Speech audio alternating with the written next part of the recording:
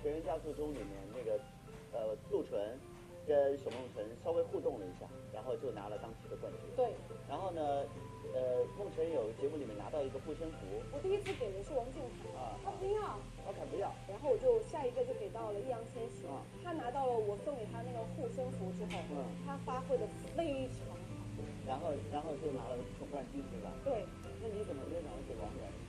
第一是因为没有看到王源，第二是因为王源他不怕我这一口，他喜欢朴信惠。